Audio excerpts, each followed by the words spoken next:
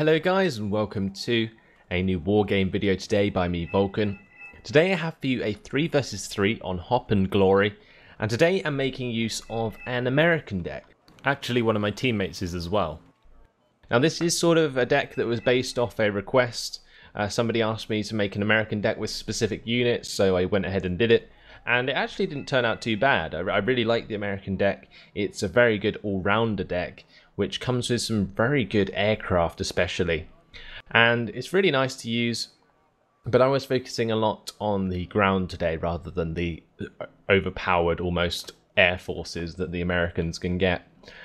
Anyway, today I'm playing with Siga1, Volvata, and obviously myself on team 1. Then we got Dismas, Erling and Kapol on the enemy team. For our strategy, I was going to be heading to Charlie, and the reason I chose this side of the map was because by using ground forces I will be able to push forwards and hit goal very effectively. Siga1 was going to hit Foxtrot, probably with some air forces at the start of the game. And then we have Wall, who is going to go and attack Echo and then push towards Juliet. So let's go to my point of view now and have a quick look at what units I am making use of at the start of the game. Now we only had, I think it was 500 or so points to use, so there isn't that many units. But you can see I'm starting with an LAV-25 Scout for recon alongside an AH-1J Cobra. I've also got an MBT-70 that I just placed in. This is a prototype American tank which comes with a main gun, autocannon and HGM, so it's sort of a cavalry tank, but is more like the KPZ Kyler of the Germans than it is the Sheridan of the Americans, for example. Then we have the LVTP-7A1, which is a APC with a grenade launcher, which is carrying a small squad. Then we have 2 Avengers. These Avengers are awesome, really fast, infrared AA. Then we have 2 UH-1H Hueys with light rifleman squads. A V-150 Commando with Navy SEALs. Then we have M113A1 with Stinger Cs. And finally my command vehicle, an LAV-C2. So what I was planning to do is move the LAV-C2 all the way to the back Charlie. That would be defended by the 2 light rifleman squads who would be placed in this town here. And by placing them here, the light rifleman squads with their Dragon 2s would be able to shoot across this large open space here. And then I would be able to use that cover to push up past them, and also that would remain there to defend the CV alongside one of my Stingers. And then I would be getting the MBT alongside the Avengers and the Cobra and the Scout and so on to push on to Gulf. Now, like I've said previously, often people don't actually expect you to use heavy tanks at the start of the game, so you can catch people out a lot. And actually somebody caught me out with it the other day, because I sort of assumed that me doing it, okay, I do it every now and then, and it does catch people out, but I've never actually had someone do it against me. And the other day somebody picked up some heavy T-72s and placed them on the field at the start of the game, and it really caught me out because I didn't have anything to actually deal with it. In this case I'm using the MBT-70, which isn't super heavy, but still it costs a decent amount of points. I think it's about 85 points there. But at the beginning you can see the Avengers and the Scout are the fastest vehicles in my army, so you can see that they're moving ahead of the pack, which is actually working out quite well.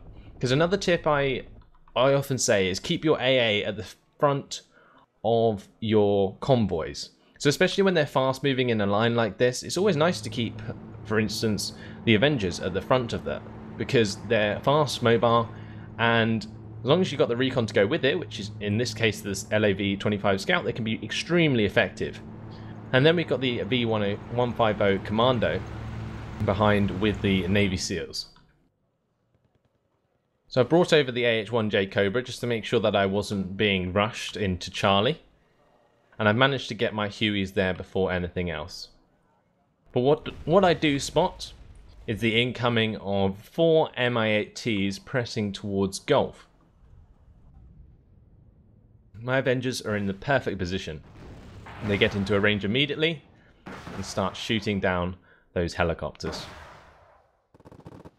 You got to remember, the enemy hasn't unloaded these yet, and if a helicopter dies with an infantry squad in it, the infantry squad dies as well. So with each of those going down, that's 50 points apiece, almost. It's like 45 points, an MI8 with their infantry squads in them. That's used up the majority of the Avengers' missiles. And now seeing that the enemy is moving up units into this area, Wall has brought in an Eagle to blow the crap out of that with 4 1,000 kilogram bombs. And then I'm moving up my LVT P7A1 with its grenade launcher and the small squad to try and secure that. Now in the meantime, I've brought over my MBT to hang out with my Avengers on the right here and unloaded my Navy SEALs into this forest to provide recon across this field before we attack. I've got my LAV-25 a bit further up, and I'm now scouting around with my AH-1J Cobra. So I'm trying to use this LVTP to take out as many squads as possible. Managed to kill the Conquer squad before it kills my LVT P7A1. And meanwhile on the right, I've got the AH-1J Cobra stunning these BTR-70 Zalos, which are pressing onto my position. Unfortunately now, the Mi-24A of the enemy does get a really nice HGM hit into the front, followed by an HGM hit from these infantry. It's like a Polish HGM squad, like light infantry. Got my MBT from max range, using its HGM to fire onto these BTRDs. Unfortunately, I lost my AH-1J Cobra on the right, but with a bombing strike from Seagull 1's Aardvark, we do manage to blow the crap out of that and take out all the Zalos that were sitting in this tree line here.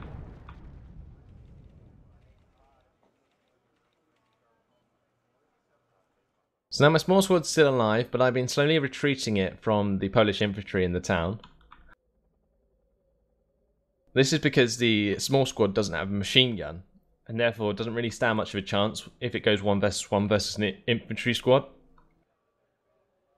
But in the meantime, I've got my M113A1 spread out in this field with my MBT, which is waiting to push onto this position. See here, it's spotting the enemy APCs moving across this field and it's doing its best to try and pick them off. And it does hit them, but at this long range, not necessarily one-shotting them.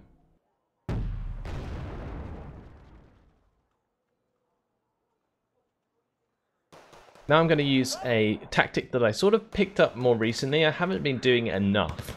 It's something that I knew about, I just haven't been using. Pushing up like a cheap unit and then covering it with a more expensive unit. In this case, I was trying to get my MBT to go and help out the V150 Commando, but I really needed to take out this Polish infantry before we moved on. So I've got the M113A1s using their Browning machine gun to attack the infantry squad while the small provides covering fire. And I was also using the main gun of the MBT-70 to help out.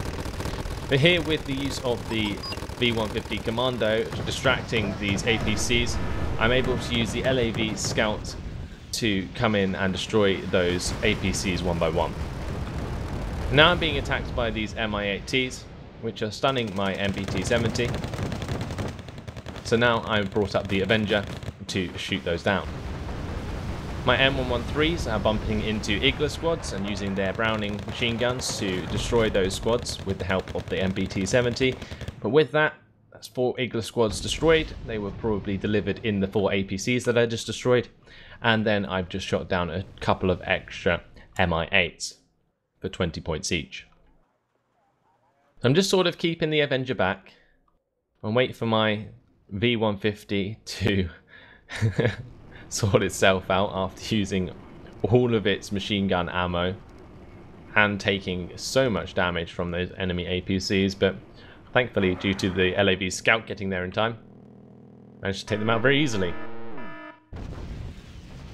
So now you can see me scouting forwards with the M113A1s.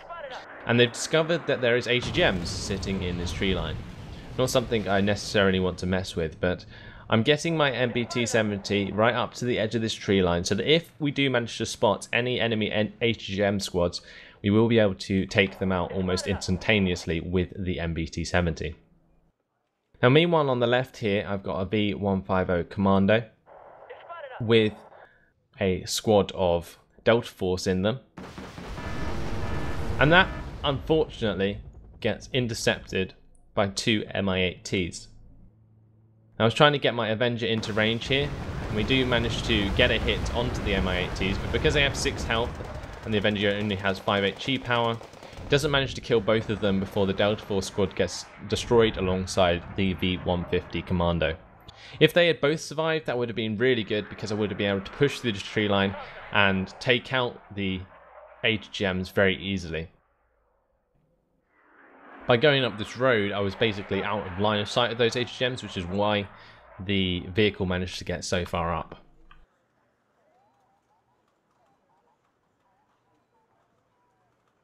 So now on the right, I'm bringing up these Hueys. And this is to test for anti-air. I want to see if the enemy has any infrared that is going to threaten any helicopters that I might want to use. Now you can see I sacrificed my V150 Commando to destroy a uzlKI unit. And as soon as he reveals himself, they basically both squads get absolutely annihilated by the autocannons of both my MBT-70s and the LAV Scout. Obviously alongside the main guns of the MBT-70s. So now an Eagle comes in, bombs the back of the sector, just after my LAV-25 Scout destroys the UAZ that was capturing the area. And now we've discovered 2 more uzlKI units, and with my MBT-70 taking a shot in the front, I'm starting to reverse it, while my other MBT-70 continues forwards. And while this has been going on, I've brought up 4 M35 cargoes, and they've been resupplying the Avengers and my tanks as we've been going along. Over on the left, after killing that infantry unit, I've moved my SMOR over to this compound here, so that if anything comes past on the road, I'll be able to destroy it with the rocket. And now I have a couple of reinforcements coming up. We have 2 combats and an M3A2 Bradley CFV. This is a decent recon with a really nice HGM. And these units, these combats, are sort of like Bradleys, but only come with the autocannon.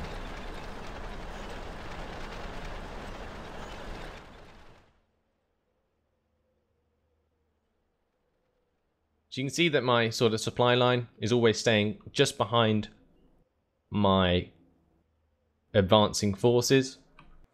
And now that I push through Gulf, I need to make sure that I secure everything north of it, because this is the reinforcement route to Gulf. And therefore, that's where the enemy's troops are going to be, if anywhere. So I'm going to have to move up and attack that.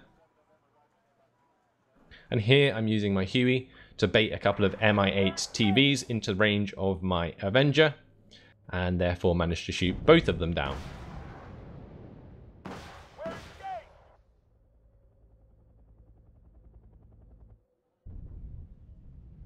So Huey did a good job there. Very low on fuel though. And also my Huey over on this side has been used the entire time to try and spot out any enemy anti-air. Anti-air is something they really lacked on this side actually. And it's something I probably could have taken advantage of a lot sooner with the use of an Apache, for instance. But often it's not really worth the risk if your strategy that you're currently using is working. So in this case, I spot a Spetsnaz squad in this tree line as I'm moving forwards my LAV Scout. Sort of gives me an idea of what's up there. But in the meantime, I'm moving back my units in order to repair. So here I've got my MBT-70 using up the M35 cargoes. Meanwhile on the left, I actually lose one of my Skyhawks trying to snipe a radar AA for my teammates, but they're doing very, very well. We've got Wall has managed to push all the way up to Juliet and capture that for us, which has put the enemy out quite a lot. You can see that they are communicating using pings to point out exactly where the anti-aircraft is. It's something that I sort of picked up from playing with these guys. It's very, very important to make sure that you ping exactly what's happening on the map. So if you ping just like attack, what does that mean? You may as well type in to the custom marker and say what's there. Over here you just saw my LAV scout get destroyed by the Spetsnaz because I decided to cheekily move it a bit further forwards and therefore lost it due to the constant stunning of the napalm rockets. And over on this side I've just used the Huey to scout out and see what's on the other side. Spotted an MI8, but unfortunately for this Huey, he's ran out of fuel, so he's forced to land.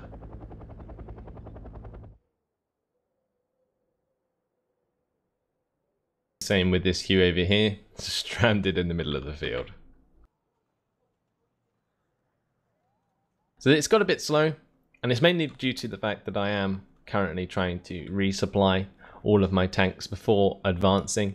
I want to keep them at full health just so that I can make sure that they are most effective when pushing up. The last thing I want to do is lose units for free, so you can see I am bringing extra units up all the time. Another LAV-25 scout to replace the one that I lost, and all the time sending my M35 cargoes back to base to the FOB so that they can pick up more supply to take back to the front line. So that's like happening all the time using these supply routes with the M35s. I've sort of gone back on myself. I have said previously that I really like to use helicopter supply, but in this deck in particular, especially when you're moving quite slowly across ground, it's actually not too bad to use these M35 cargoes because they're really cheap and they're actually pretty fast on roads. So as long as your actual supply route is secure, which in this case is this long road that goes all the way back to our base, then you should more or less be fine. Spotted and killed a BRDM-2 there, which was a recon unit. I'm splitting up these combats so I have better micromanagement of them, and I'm now pushing them up with the MBTs to provide autocannon support to their main guns. The MI8T surprises me on the left, but does get shot down by this Avenger that's been following up the lines. Spetsnaz squad gets spotted and absolutely annihilated almost instantly.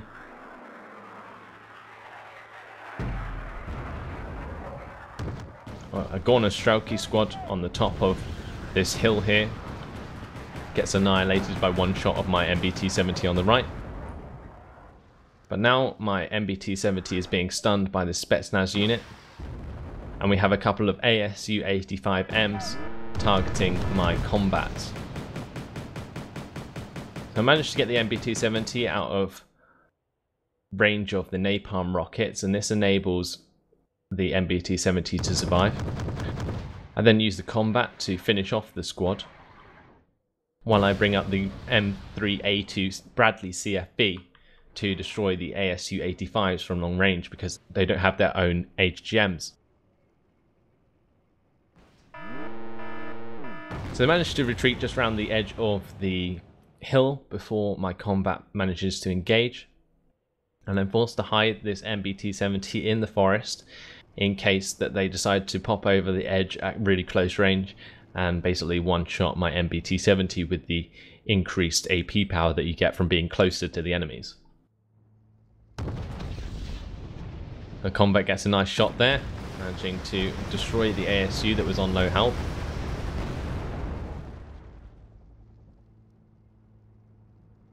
And unfortunately, after the Mi-8T stuns the combat, he unfortunately takes a shot from the ASU and dies.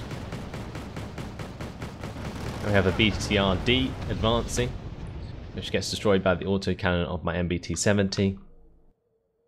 And just so I can get rid of that Mi-8, I'm advancing my Avenger so that I have the means to shoot that down. Now, due to the explosions in this forest, it has actually set the forest alight. And that ends up actually stunning and panicking my MBT just after he kills the last ASU. It's something that I actually quite like about this game. It's something that makes the gameplay more dynamic, is that you can get like forest fires, especially when things explode and especially napalm launchers are used. They actually set the entire forest on fire, and it forces you to have to move differently throughout the forest or not go in the forest at all. Otherwise you can do things like this, which is send your M35 cargo straight into the flames. By accident, of course, because the flames weren't originally there when I gave the order. But either way, units automatically move out of fire unless they are stunned or detrack in this case. So you shouldn't be too concerned, but we have now spotted a VulcanHDGaming unit, another VulcanHDGaming unit on the top of this hill, which is going to be a threat if I ever want to use my MBTs on this side of the map. And while this is all been going on, I've brought up some assault engineers and light riflemen to help Ziga 1 push through the middle of this valley. And over on the left, Wal is still having a good time against Kapol as Dismas surrenders. Now Dismas was the guy who I was facing on the right. Obviously gave up on trying to attack me. So it left a lot of his units abandoned on my side of the map. Although if we jump to the neutral perspective, you can see there isn't actually much left. But Erling is bringing up a KA-52 to see what's up. And unfortunately, bumps into two SBS squads at close range. And this starts to do a serious amount of damage to the KA-52 before Erling actually realises that that's being attacked. Now here, Ziga 1 brings in his Eagle to destroy the VulcanHDGaming for me, which is really nice. And it's just to blow the crap out of that squad, and that makes it a lot easier for me and makes me a lot more confident to be able to move around the north side of this hill.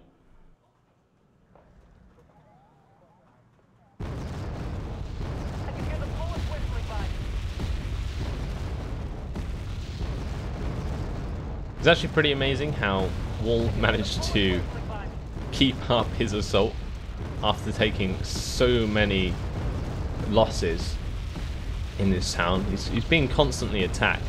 Unlike me, where I sort of have a bit of respite on the right every time I push. On the left, where he's like constantly defending, he's pretty much always being attacked, and he's having to be really careful with his units so that he doesn't lose any unnecessarily.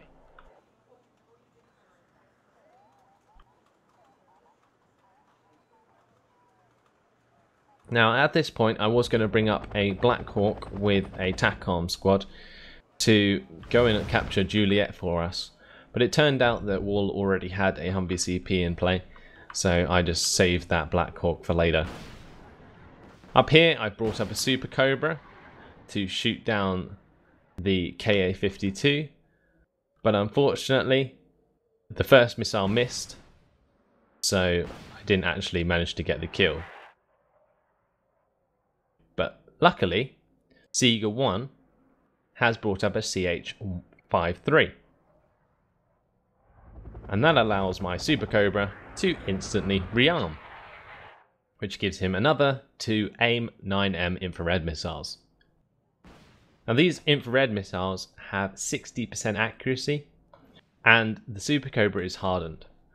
So that is a very accurate infrared missile, and with the third shot, the KA is dead.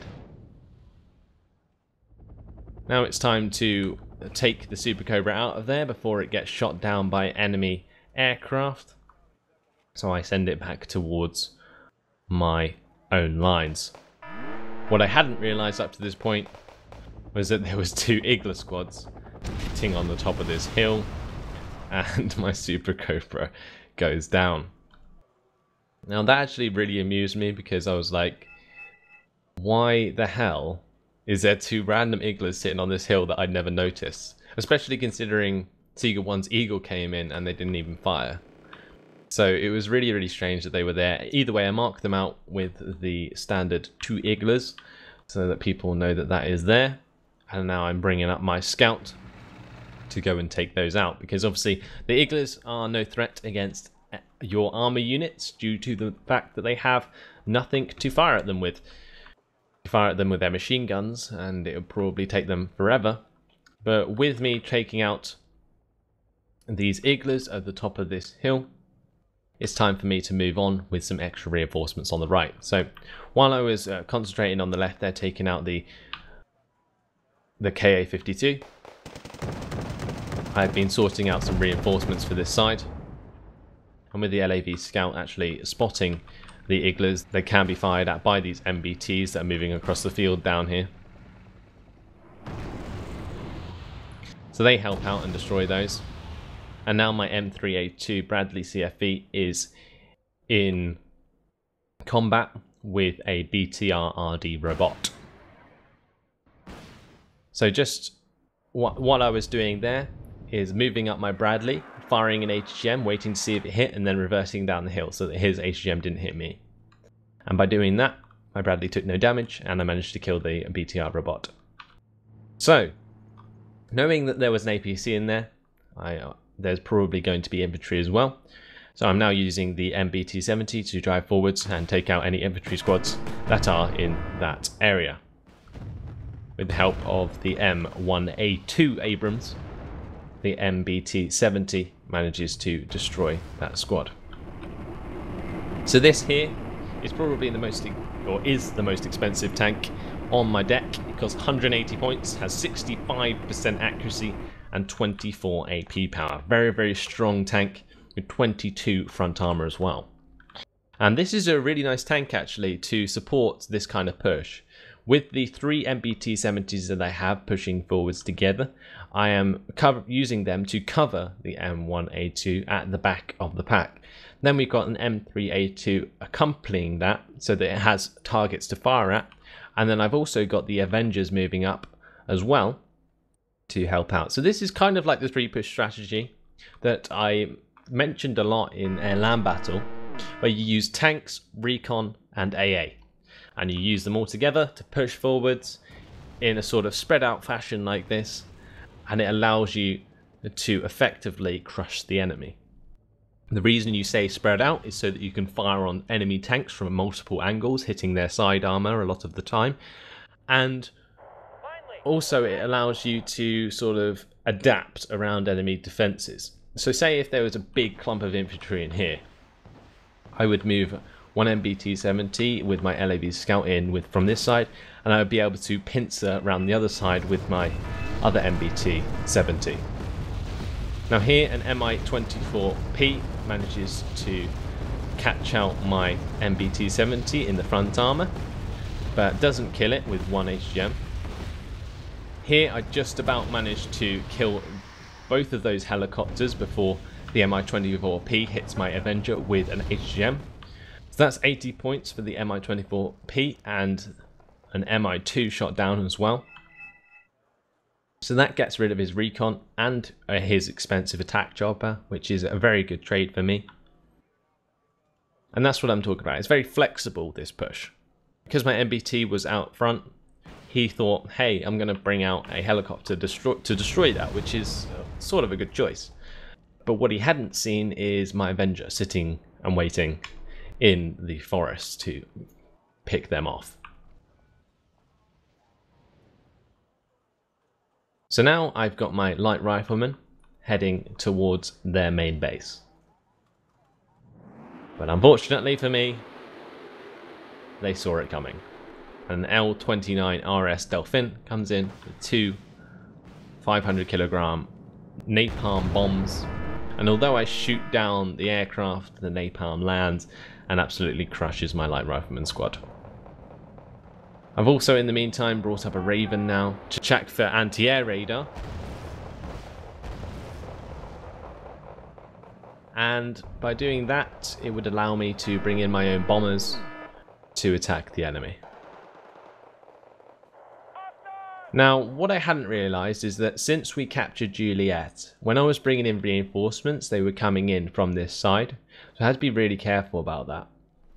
And due to the fact that I didn't realise for a while, I did lose a couple of units for free. I think I lost a Avenger and a Lav Scout. So that's something I'd also recommend.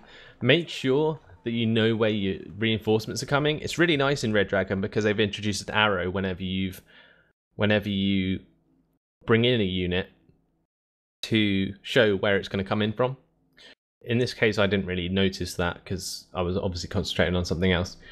But with us getting the last few points at India, we do actually win the game at 4,969 kills to 1,585 losses. So basically what happened there was we actually destroyed the last CV that the enemy owned. We didn't actually hit the points limit. And that's why the game ended before the time limit. So there you have it. 26-minute and 20-second game. We all did really well on our team actually, with Wall doing the best, 1,908 kills to 595 losses. I got 1,473 kills to 575 losses. And Seager won 1,588 to 415 losses. So really good there. My Avengers did so well. You can see they shot down so many Mi-8Ts, it's unbelievable. One thing that's really amazing about these Avengers is they are just so good at shooting down enemy helicopters because they are so mobile. So this one got an Mi-2, an Mi-24, and what's that? 2 Mi-8 MTVs and 3 Mi-8Ts with Gornostrelki units in them. And then this other Avenger shot down 1, 2, 3, 4, 5, 6 Mi-8Ts. We've got my LAV Scout here, killing 4 BTRDs, Igla squad, 2 Gornostrelki squads, UAZ. All of my units that I used throughout the push that survived got a lot of kills. And that's something that was really, really fun about this game. Either way, I hope you really enjoyed this one, guys. It's been really hard for me lately to get some decent Wargame footage for you, but I've been playing with Seager 1 quite a lot. So I have a few more replays with him to show you guys. So thanks for watching, hope you enjoyed it, and I'll see you in the next one. Goodbye.